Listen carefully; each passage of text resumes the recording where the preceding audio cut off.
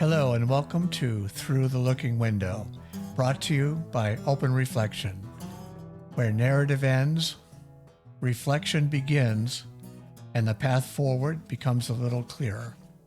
I'm your host, Brian Garceau, and thanks for joining me today. What if there was a person or a small group in your community who believed themselves to be perpetually connected to universal truth? Imagine they saw themselves as keepers of the custos morum, the guardians of morality, armed with powerful analytical skills and living in a constant state of ultimate discernment. Sounds useful, right? Well, with all that in mind, in this episode, we're diving into disinformation, fake news, and the power of narrative. It's a massive topic, one that has roots that go back long before the printing press.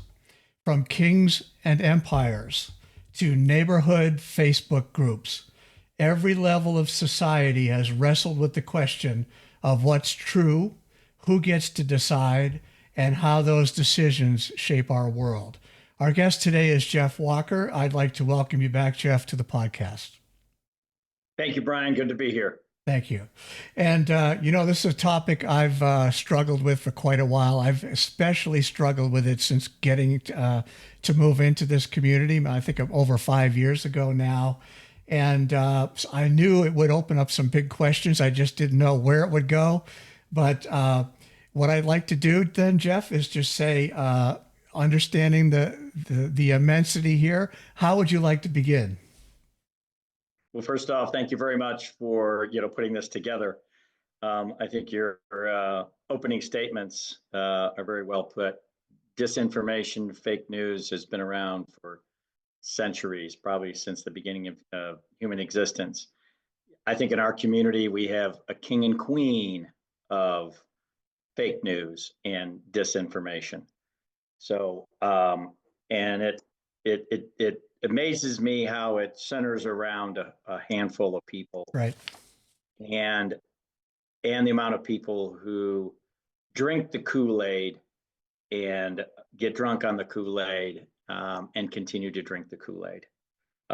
It's behooving that nobody actually wants to take the time to either research it or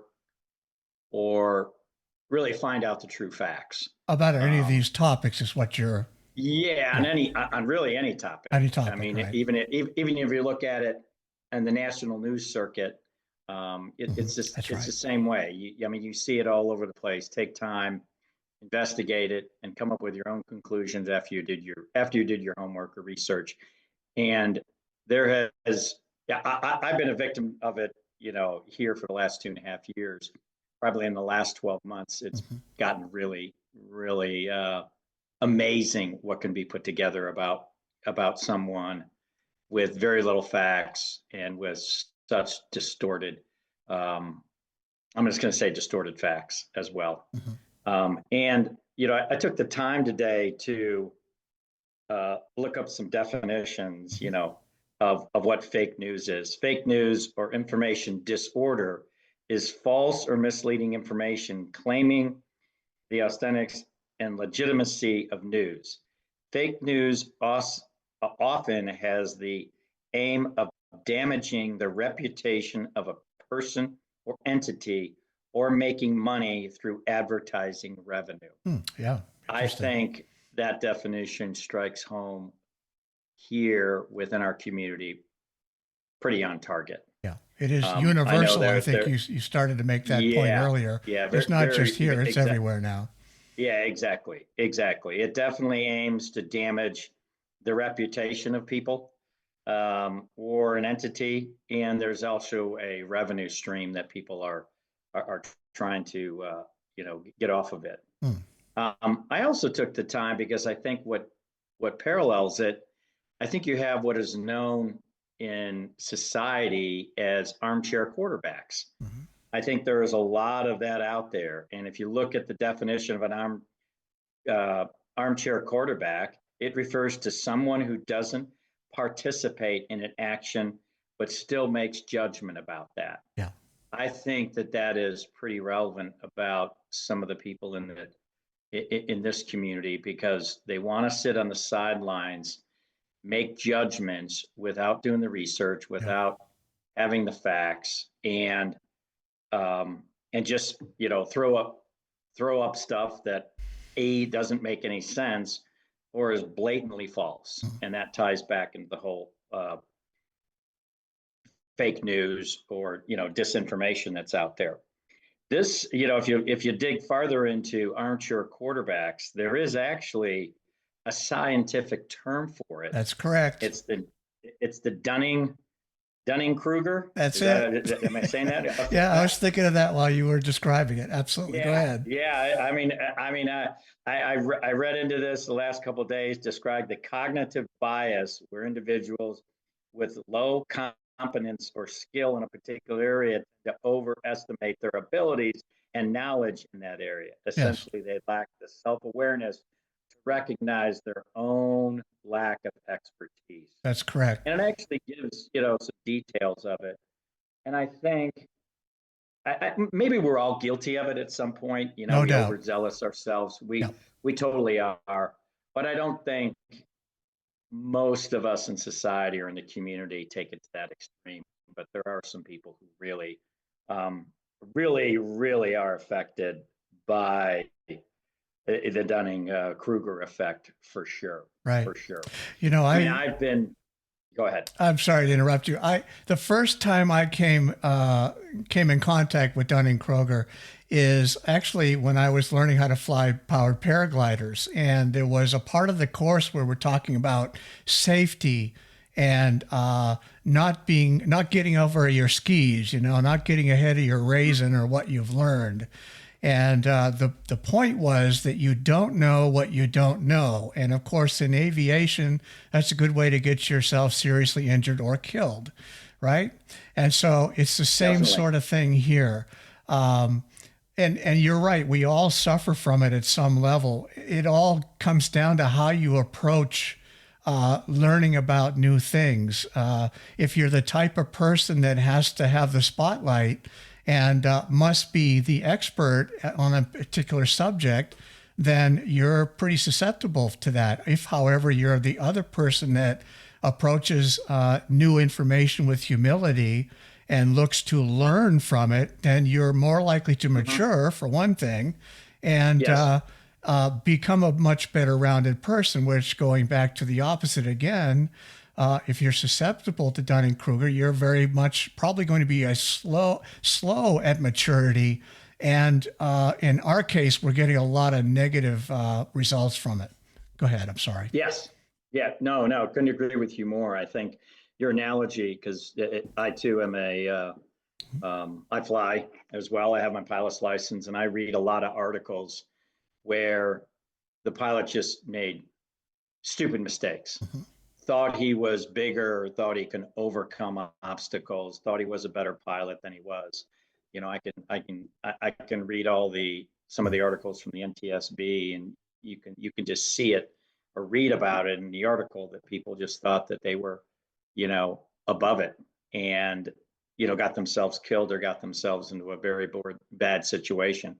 I think that has effect, some of the effects of Dunning-Kruger as well. Yes. Um, And you can and add to that, I think it's well known in aviation that you don't just make one stupendous blunder. You make incorrect decision after incorrect decision after incorrect Yes. decision, resulting in the accident or Yes. whatever. Yeah. Yep. Yeah. And then when you get out of it, I've read if you persevere through that incident, you'll go do it again because you'll have such high confidence that I'm right, I'm right, I'm right, Hmm. and whatever the laws of physics are wrong or wrong or wrong, and then it just snowballs from Right. there. So But I, bringing I it know back that. home, Yeah. we love Tying aviation, it so back we'll into go off on that forever. Go yeah, ahead. yeah. Tying it back into the community. I've been just overwhelmed, and you've seen some of the next door posts. I don't even bother to go on it anymore. It's No. just, and I haven't for a very long time. And I think a lot of it is just people don't want to accept the truth, or be able to challenge those particular individuals because they've rented. I don't know what it is. I Yeah. really don't know what it is. I've referred to some of the times like the Jim Jones cult, Hmm. where they, they changed their lives. They followed an individual. They believed in them, everything word and said, and so on. Yeah. And then even drank the Kool-Aid, and look at where it ended up with them. Yeah, I guess Um, so. you know, Maybe one thing is that the time it takes to do, and the energy to research some of this stuff, right?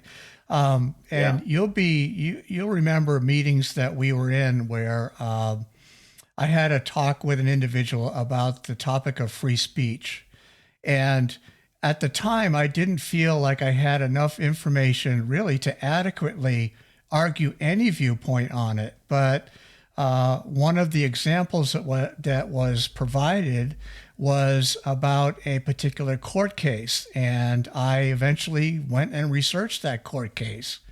And it was about an individual who walked into a courtroom with a leather jacket on. And on the back, it said F the draft. And it was during the Vietnam period.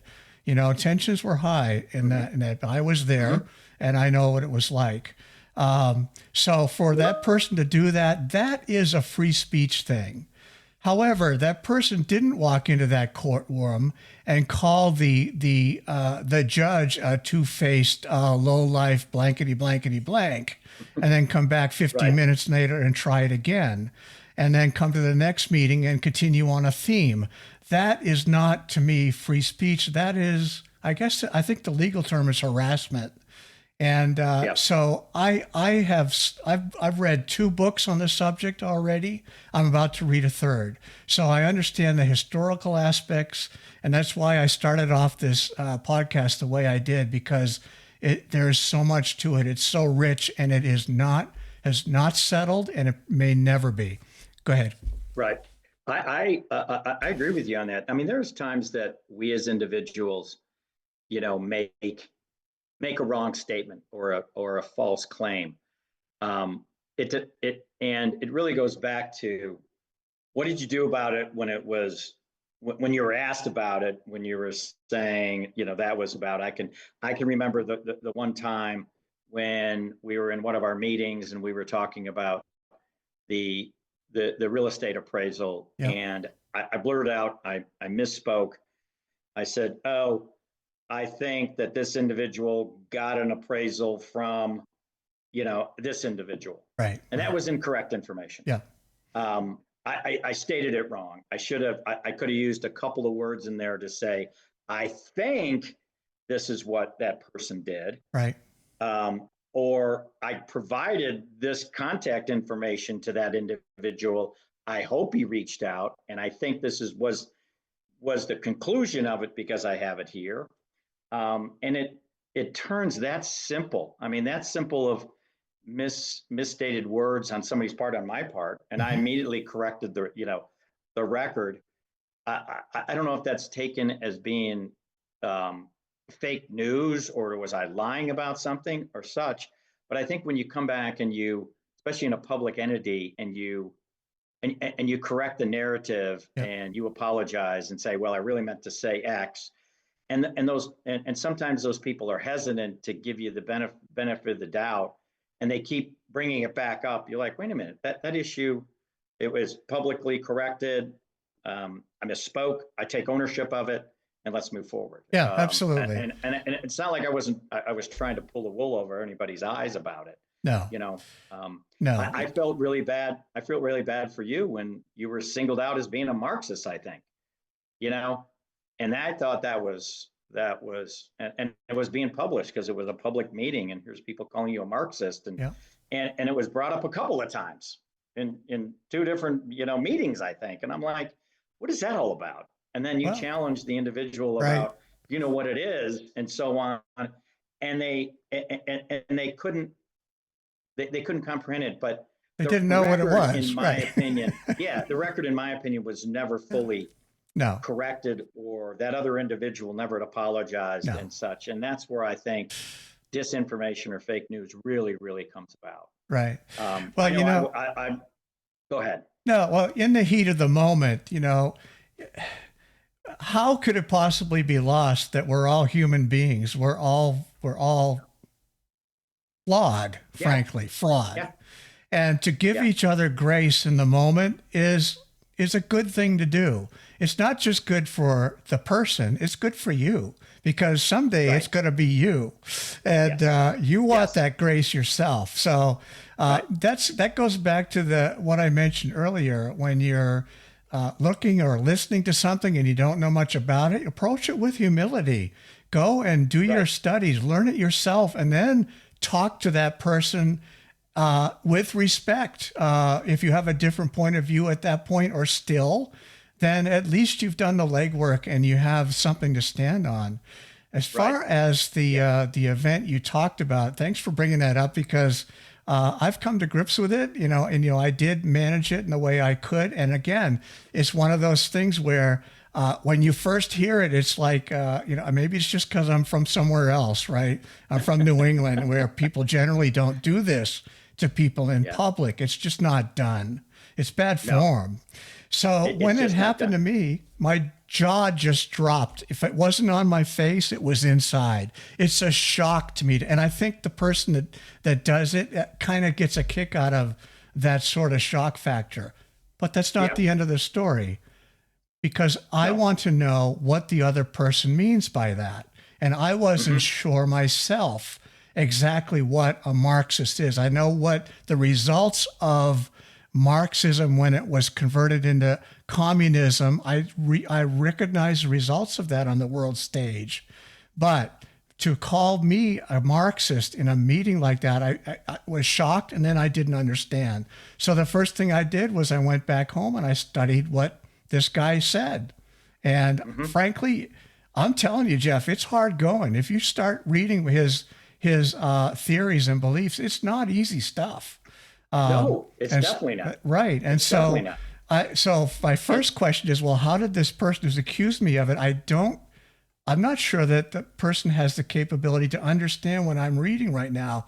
I'm having a lot of difficulty with it. I think people that are more intelligent than me have a lot of difficulty with it as well. So I researched that. I researched the next in line from Karl Marx was Lenin, and then Stalin, and then you go to China, so Mao Zedong, and then eventually you get up to modern times. You got Kim Song Il in Korea, and oh by the way, he was visited by our beloved president, and they shook hands as they marched across the border, the demilitarized zone, from the South Korea side to the North Korea side, and back, and shook hands.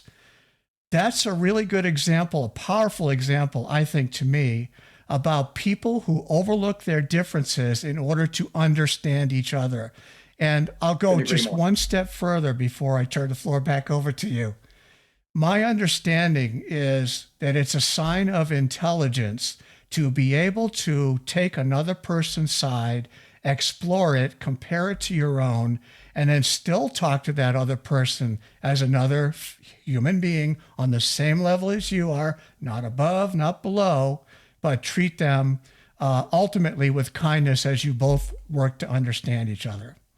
Off my Yeah, soapboxes for I now. thought, yeah, I thought you But used a that's what I great word learned from there. that, Jeff. I'm not upset that it happened. I'm thankful to that person for putting me in a position where I had to go and study that topic. It's fascinating. Yeah, and I think you used a great word there as you started your dialogue. Grace. We just don't have. We've lost it in this community. Grace.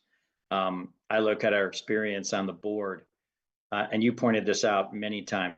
We were volunteers. We were doing the best we can. We are intelligent individuals. We, you know, own our own homes. We are gainfully employed. We're not criminals. Never have been.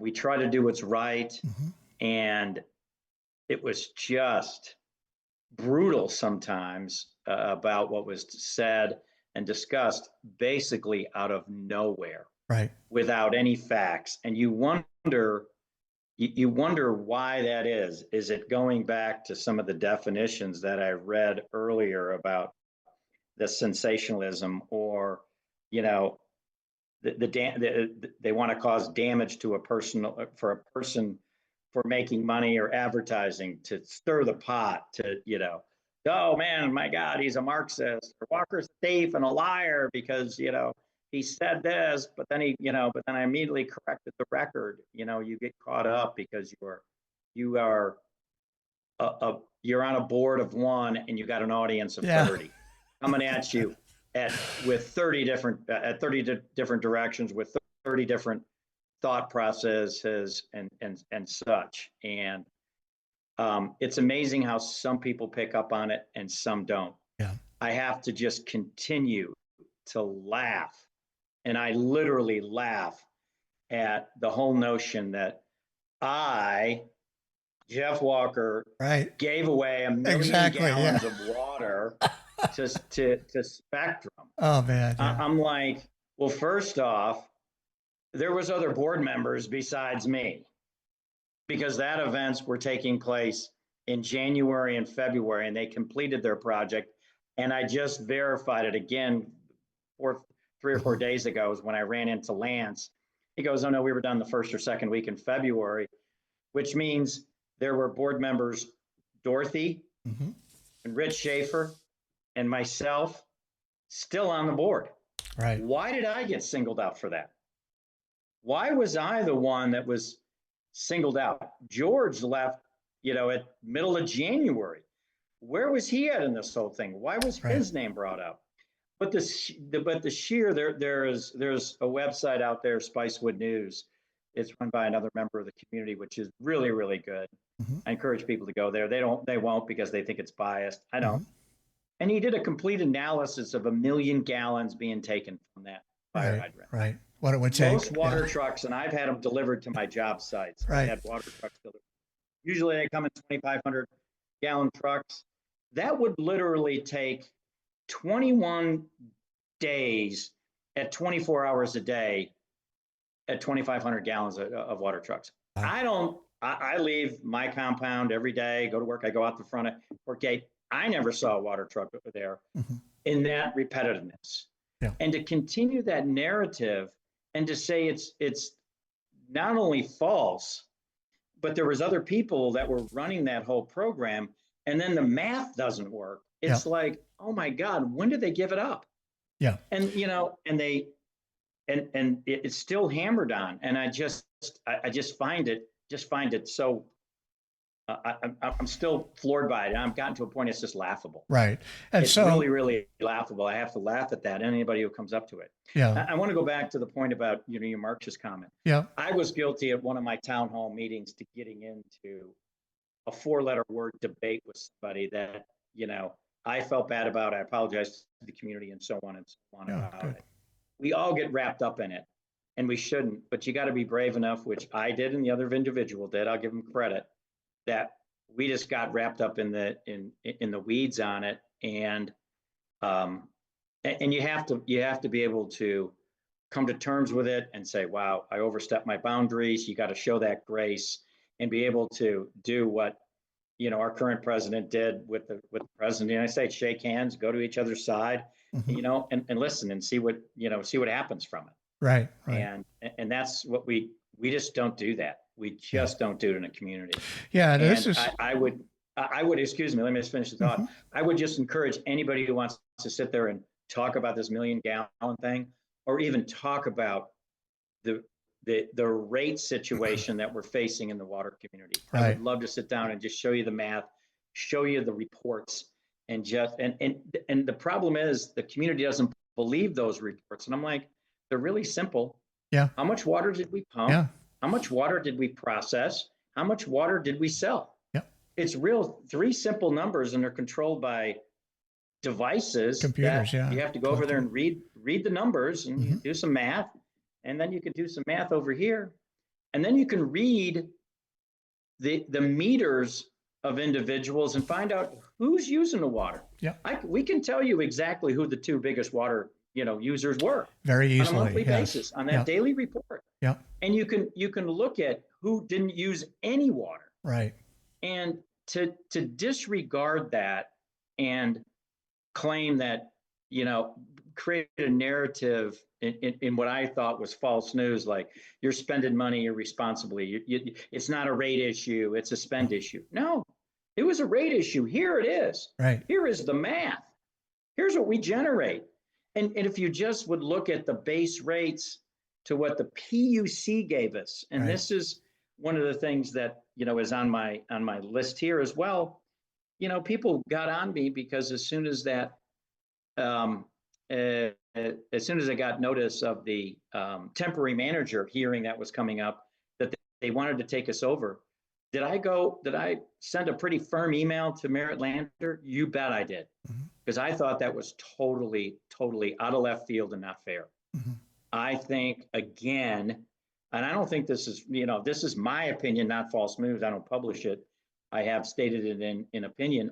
I think the PUC used the temporary manager as a vehicle to distract them from the rate issue that they did 6 months before. Yeah. I really do. Well, we'll see how that comes to fruition Yeah. eventually, Yeah. right? Yeah, I looked at the May 18th email that I sent to Merritt and said, these rates are going to kill us. Give us 6 months. We're going to be close to receivership and bankruptcy.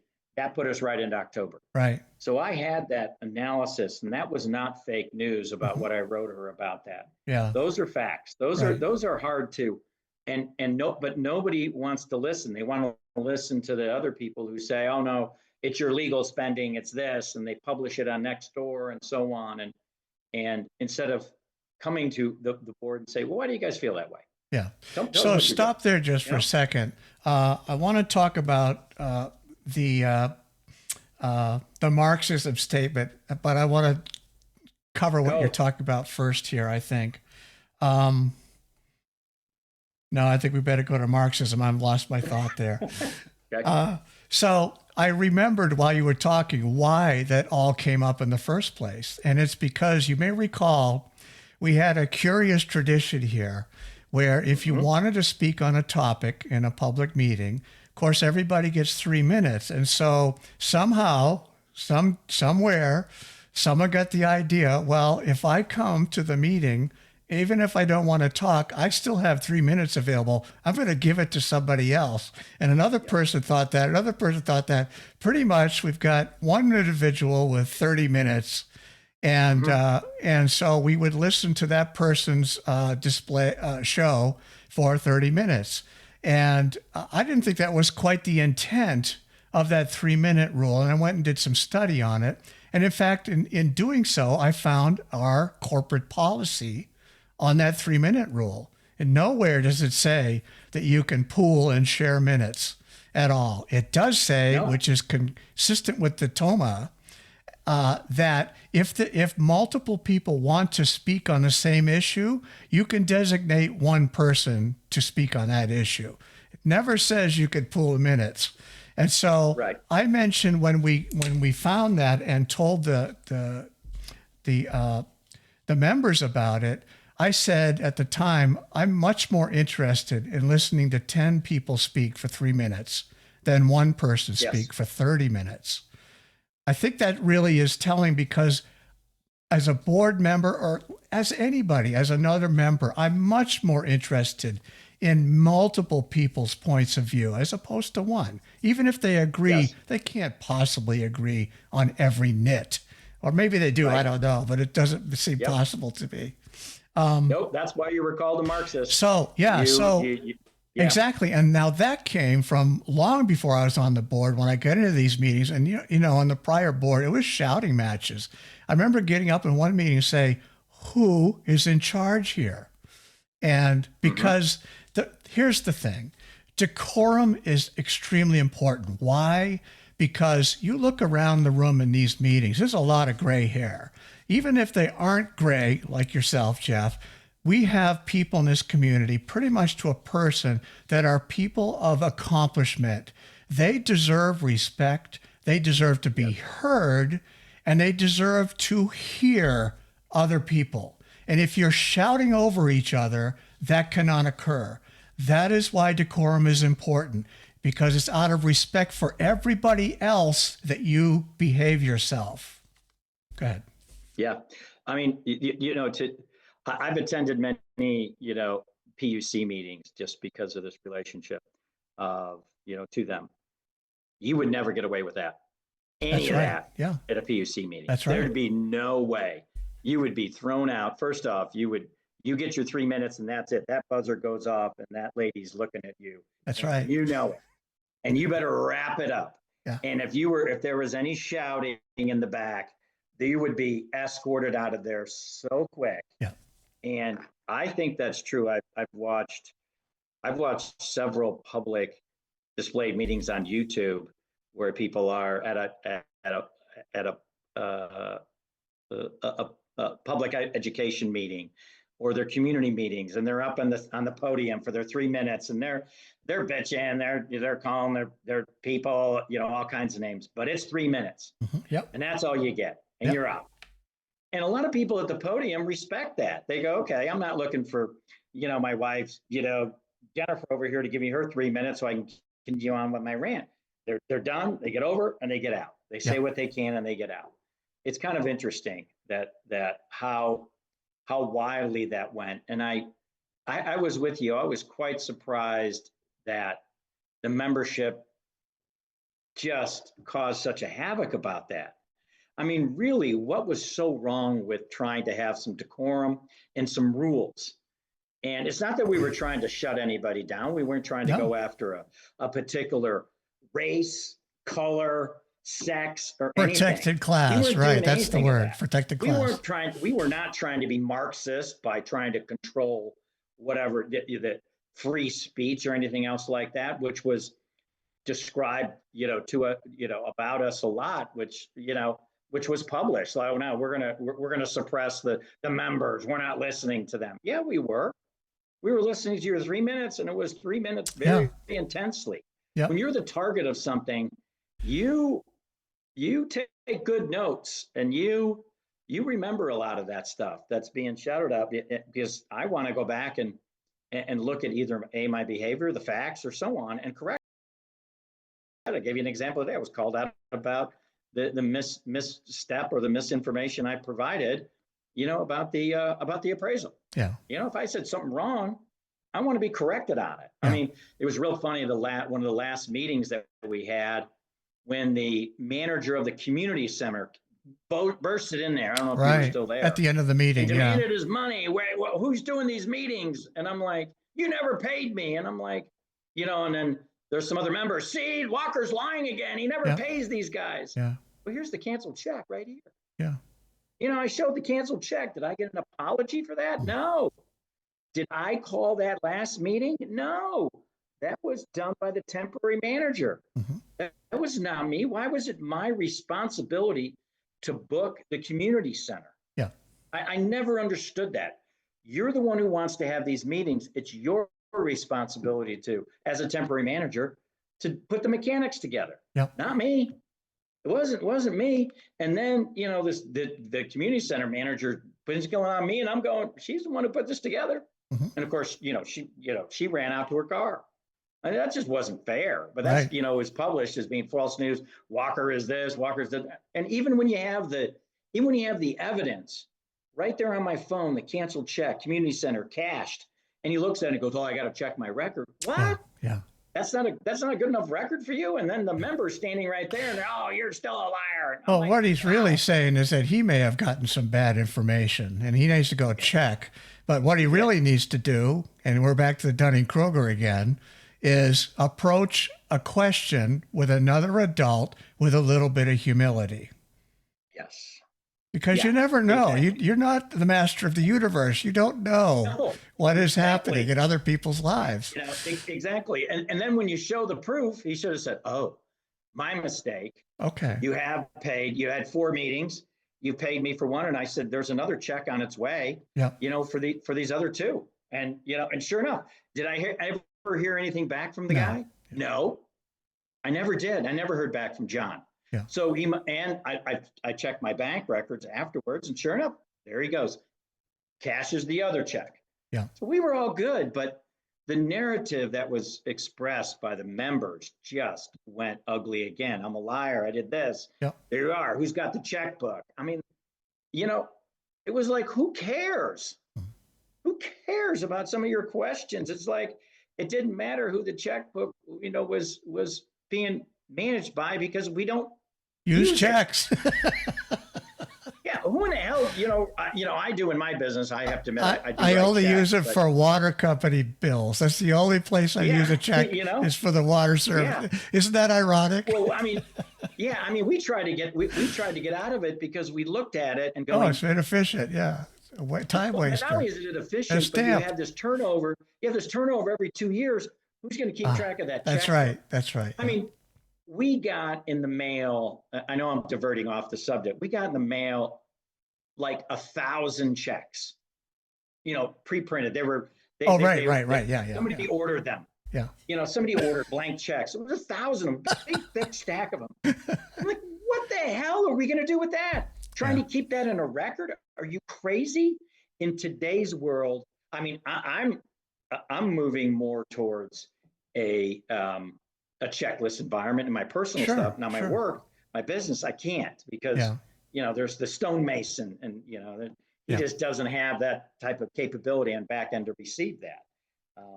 But so you write him a check, and such. But man, and that to me is still disinformation and fake news. And even though it's a small little piece, they use that and they add it on to the other piece and the other piece and the other piece.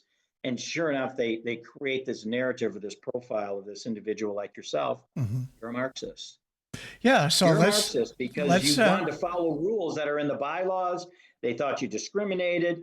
You wanted to be the only one that controlled everything. I'm like, no, not interested. So, but let's close off the subject there, because you brought it right back. Thank you.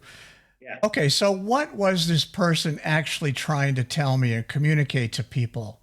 What they were trying to tell me is just what you said, that I shut down communication, dialogue. That doesn't sound like me. Doesn't sound like me.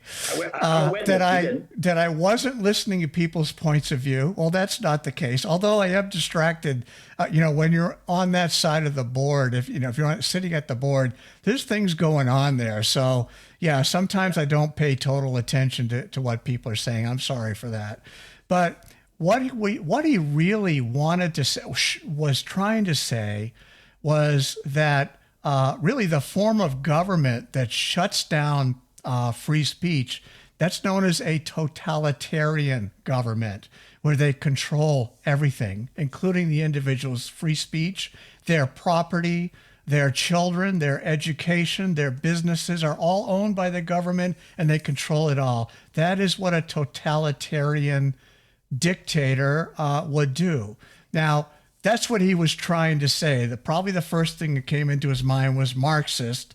There are aspects of totalitarianism in communism. I'm not sure that Karl Marx mentioned that overtly. I haven't found anything where he said anything about totalitarianism. He was more interested in the workers, the fruit of their labor, and who controlled that. So we have the workers and the proletariat. This is just new understanding to me, and I'm a neophyte here, right? Because I'm not an Marxist, I'm not an expert on Marxism, okay? Right. That should be evident. And I'm not a totalitarian because I'm married to a beautiful woman and I do what I'm told. So I can't possibly be a totalitarian. What I am is someone that appreciates other people. And frankly, I love other people. And that's why you're not going to see me giving back evil for evil. You're going to get good from me if you perform evil upon me. And I'll go back to my faith again, if I could just complete the thought. I realize that my life no longer belongs to me. So whatever you may do to me, whatever you may conspire to hurt me, ultimately, it really doesn't matter. I don't own my life anymore. And so I'm just going to keep doing what I believe is best. And standing before you and everybody else who's listening, Jeff, my time on the board, my time on the ACC, AAC, whatever it is, on the POA, I have no regrets. And frankly, I'll say this also. I've gotten to know you and Scott. I've watched your dealings in that business, and I have seen nothing untoward. And I think I'll probably stop there because I've gone over my time here. Go ahead. No. I think no. It's. I mean, you took some of the words out of my mouth, Okay. because I was I've been completely amazed. As soon as you get on that other side of the desk, it's like I don't even know how to describe You're a it. target. The vultures, yeah. Oh, yeah. The vultures just come out. It's unbelievable. It's attack your integrity, and so on. And they can't deny it. I'm sorry, they really can't. They now have gone after the temporary manager. Yeah, that's About, true. do I find their approach kind of wacky? Yeah. Did I challenge it? No doubt about it. No doubt about it. Because, as you know, the rules weren't completely defined. It Oh, was no, they weren't. bang, here it is. We were getting different information from our attorneys, sometimes no information, sometimes outside influences were like, no, this is not how they handled it. And sometimes, I'll be very honest with you, I spent a lot of time with them in January and February dealing with several of the issues that faced us, and they didn't know what the hell they were doing. I'm telling you. No, they You didn't. talk to John DeLuca. I mean, it was not the only one. John DeLuca over there at CoBank, he was shocked about things that were being said and things that were trying to be done, and just trying to have them understand the loan that we had, and the parameters, and how they were going to put it into a lawsuit, and how they were able to. And those people just didn't. They according to John, and what I witnessed several times, is they were off base on a lot of it. They were like, Yeah. we don't know what to do. Yeah. And I think that was the downfall of them from the beginning. Is they were given too much power. The transition, there was no transition, or there was completely none. They were mismanaged, because I can show you example after example of email after email I would send to them, of documentation that I had sent to them. That's right. That they never read. Yeah, I remember that. Weeks before, 30 days. And it was just like, oh, we don't have those loan documents, Jeff. Well, yeah, you do, because they're in the shared folder. And here is an actual screenshot of the shared folder when it was updated, time, date, and stamped, and the access points, and nobody accessed it. Yeah. And they were like, oh, okay. Yeah, but yeah. that's pretty relevant stuff when you're in that type of transition.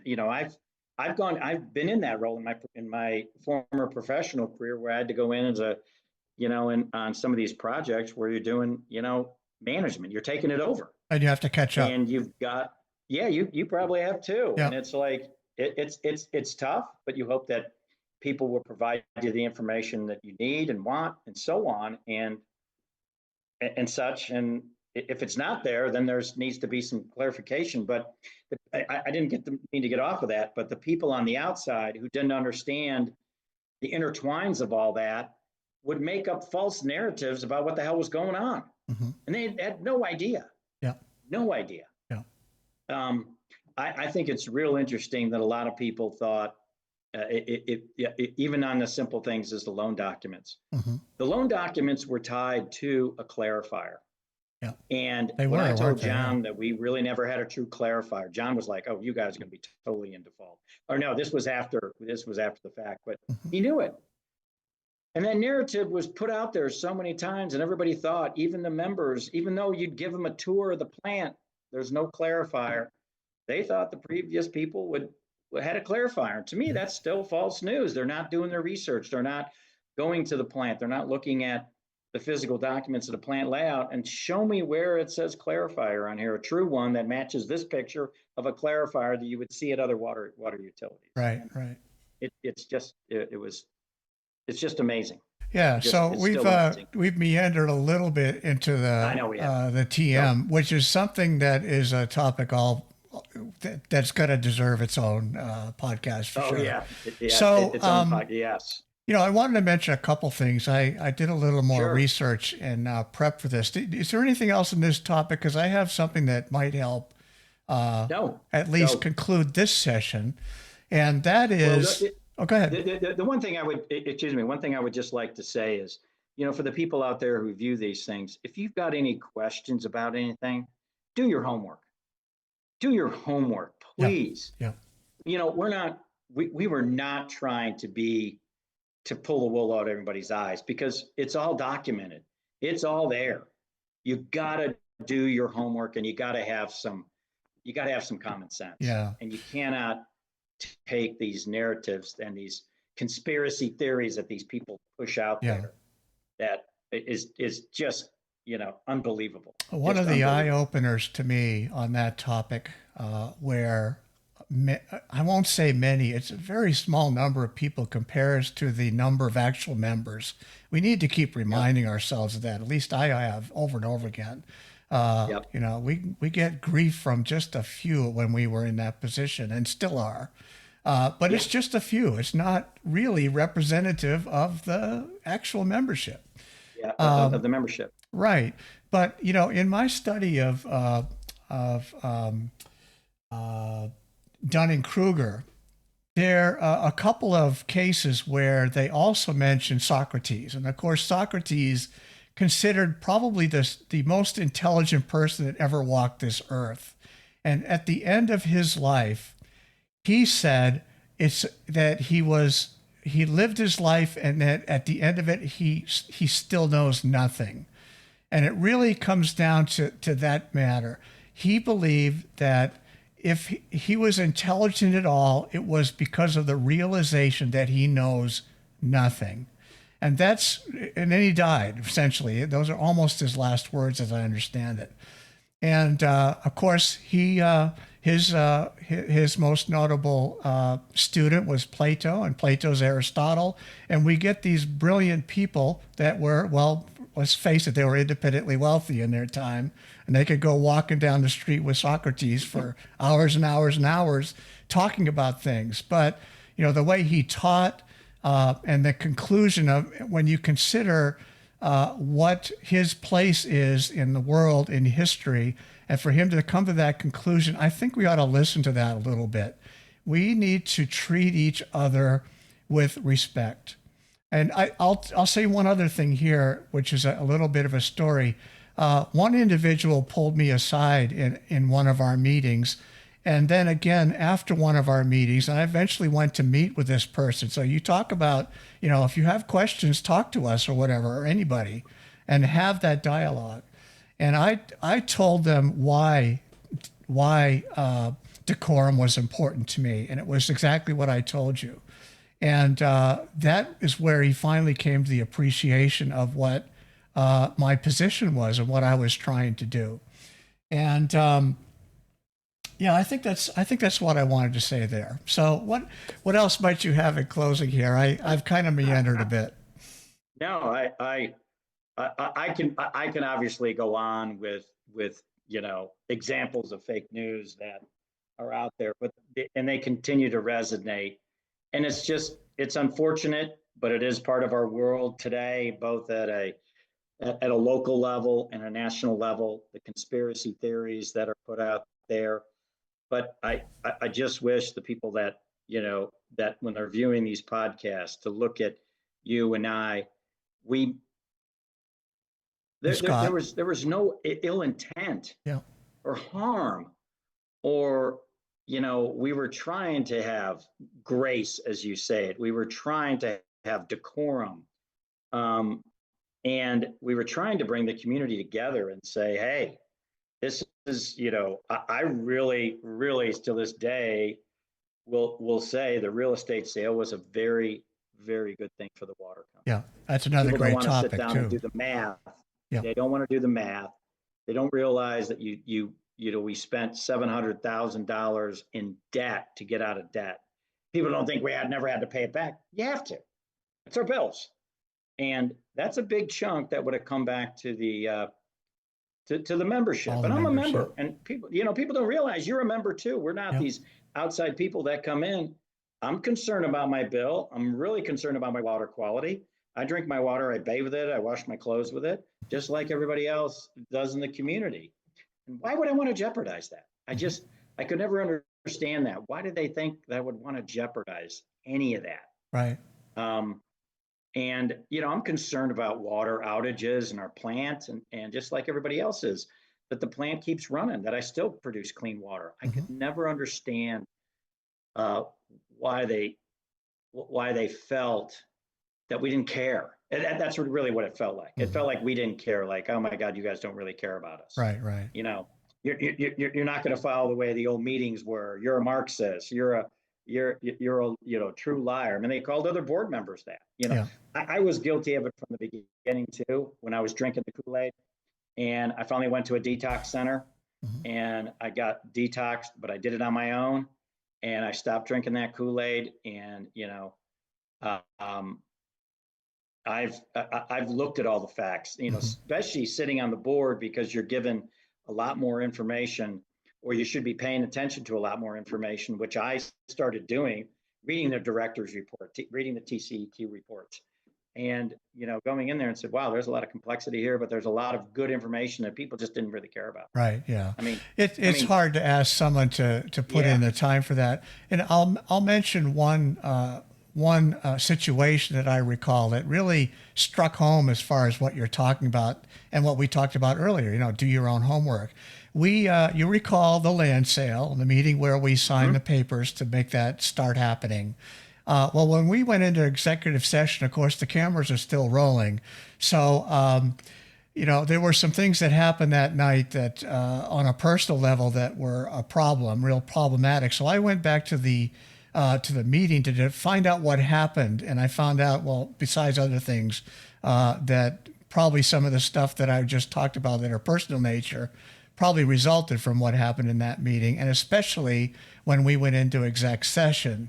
And when I watched that video, it was striking to me that an individual was holding up their phone, and the group of people that we have been often talking about were watching this video of the PUC meeting where you and I gave testimony.